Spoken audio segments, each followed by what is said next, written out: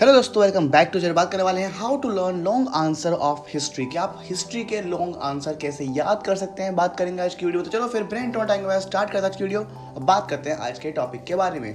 तो पहली चीज़ आपको ध्यान जो देनी है कि आपको हिस्ट्री के क्वेश्चन एंड आंसर रट्टा नहीं मारने हैं। मोस्टली स्टूडेंट्स यही करते हैं कि वो रटते हैं, वो रटने के बाद वो कुछ टाइम बाद भूल जाते हैं और वो एग्जाम टाइम पर नहीं लिख पाते हैं। ठीक, मैं अगर बताऊं तो मैंने अपने टाइम पर कभी रट्टा नहीं मारा है और मैंने ये सब टेक्निक्स अप्लाई करी हैं अपने ऊपर, जिसका बेनिफिट मुझे ये हुआ, मैं किसी भी चीज़ का आंसर सिर्फ रीड करके आराम से दे सकता था।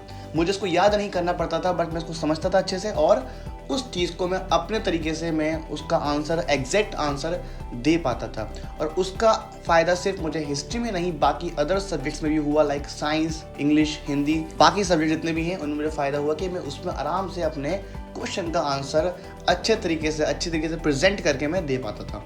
तो वो क्या तरीके हैं, बात करते हैं उनके ऊपर। तो first method is and also first step is read and understand like a story. कि आप जो भी क्वेश्चन या आंसर उसका पढ़ रहे हैं उसको आप समझेंगे एक स्टोरी की तरह। कि आप जो भी कहानी पढ़ रहे हैं उसको स्टोरी की तरह समझिए।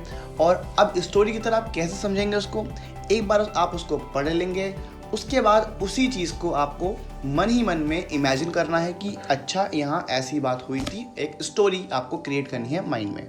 उसके बाद सेकंड स्टेप, जो भी आपने वहाँ पर पढ़ा है, जो भी आपने समझा है एक स्टोरी की तरह, आपको वो जब तक स्टोरी की तरह समझ नहीं आएगा जब तक आप किसी और को एक्सप्लेन नहीं करेंगे। तो आप अपने किसी भी घर में किसी को या अपने फ्रेंड को एक्सप्लेन करिए उस चीज़ को एक स्टोरी की तरह कि ऐसा हुआ था हिस्ट्री में, ये देन ये हुआ था। आप उनको बताइए अगर वो इंटरेस्टेड है, अगर नहीं तो आप किसी और को चूज़ कर सकते हैं। लेकिन सेकंड स्टेप ये है कि आपने जो भी पढ़ा है, अगर आपको उसको एक स्टोरी की तरह समझना है तो आपको किसी और को एक्सप्लेन करना पड़ेगा। तो आपको क्या करना है, second step, explain to someone else. आपको किसी दूसरे को उस चीज़ को एक्सप्लेन करना है कि इस तरीके से वो सब चीज़ें हुई थी। तो आपके माइंड में अपने आप वो स्टोरी एक इमेजिनेशन हो जाएगी। ये हो गई सेकंड थिंग। इतना करने के बाद सब कुछ हो जाएगा, आपको वो बात आसानी से समझ में आ जाएगी और आराम से आप लिख भी पाओगे। लेकिन अब यहाँ पर ट्रिकी पॉइंट जो आता है वो है डेट का। कि जो हिस्ट्री में क्या होता है कि मोस्टली डेट काफ़ी कंफ्यूज करती हैं और हमें याद नहीं होती है। तो हमारा थर्ड पॉइंट है क्रिएट डेट नोट्स। कि आपको क्या करना है कि आपको जो डेट, इंपॉर्टेंट डेट्स हैं उनके नोट्स क्रिएट कर लेने हैं। आप किसी एक पेपर पे नोट कर सकते हैं या फिर किसी एक चार्ट पेपर पे नोट करके अपने रूम में लगा सकते हैं, या फिर आप छोटे छोटे आप उनको अंडरलाइन कर सकते हैं अपने कॉपी के अंदर, अपनी बुक के अंदर, जिससे आपको वो हाईलाइट होती रहे और आप उनको रोज़ रिवाइज करें बार बार उन डेट्स को, ताकि आपको वो याद रहें देर तक, आप उसको ना भूलो।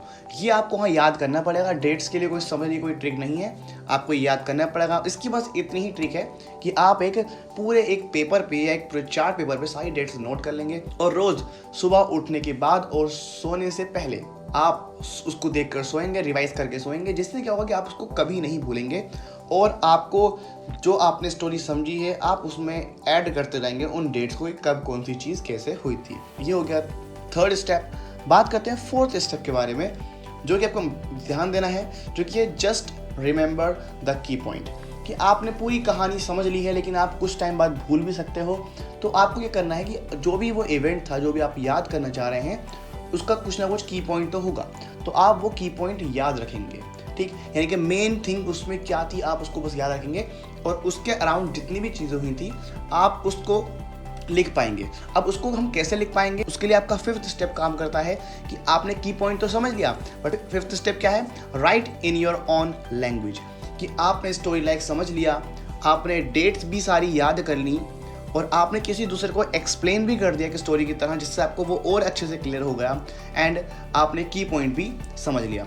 तो उसके बाद क्या करना है, आपको बस इन सब का कॉम्बिनेशन, उस की पॉइंट के थ्रू, उन डेट्स के थ्रू, उस स्टोरी के थ्रू आपको वो पूरी कहानी अपने ही लैंग्वेज में, अपने ही शब्दों में लिखनी है। अब आप इस तरीके से आप लिखोगे तो वो आपको इतना बर्डन फील नहीं होगा, आप आराम से लिख पाओगे, एक सिंपल वे में लिख पाओगे।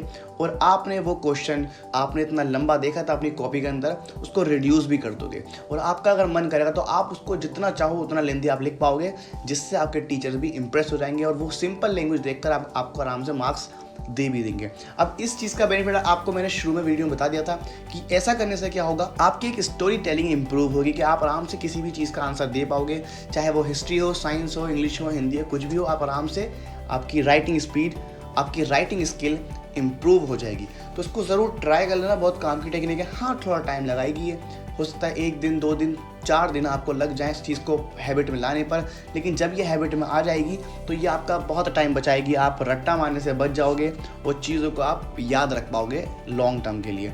तो इस तरीके से आप लॉन्ग क्वेश्चन आंसर को आराम से याद कर सकते हो बाय दीज मेथड। तो इनको ज़रूर ट्राई करना। मुझे उम्मीद है कि आपको ये मेथड ज़रूर पसंद है तो वीडियो को लाइक कर देना। और अगर आपको इस टाइप के और भी मेथड चाहिए अदर सब्जेक्ट से रिलेटेड तो मुझे ज़रूर बताना। बहुत सारी टेक्निक्स हैं, आपके साथ ज़रूर शेयर करूँगा। और अगर आपको इसके बारे में और भी जानना है तो आप हमारा इंस्टाग्राम और टेलीग्राम चैनल ज्वाइन कर सकते हैं, जहाँ पर आपको स्टडी रिलेटेड मटेरियल मिलता रहेगा। अगर मन में कोई क्वेश्चन डाउट हो रहा हो तो कमेंट बॉक्स में लिख भी देना। तो चलो फिर मिलता है आपसे अगली वीडियो में, तब तक के लिए all the best, thanks for the watching and piece.